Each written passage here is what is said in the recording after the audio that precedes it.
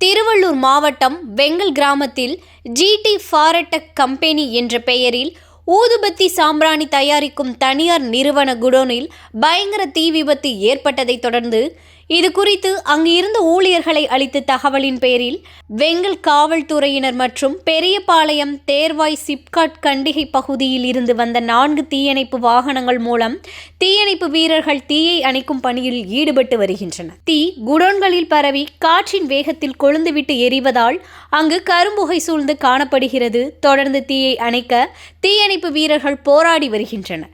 வெங்கல் காவல்துறையினர் தீ விபத்துக்கான காரணம் குறித்து விசாரணை நடத்தி வருகின்றனர். மின்கசிவு காரணமாக ஏற்பட்டதா அல்லது வேறு ஏதேனும் காரணமா என்பது குறித்து அங்குள்ள ஊழியர்களிடம் விசாரணை மேற்கொண்டு வருவதுடன் தொடர்ந்து தீயை அணைத்து கட்டுக்குள் கொண்டு வர நடவடிக்கை மேற்கொண்டு வருகின்றனர்.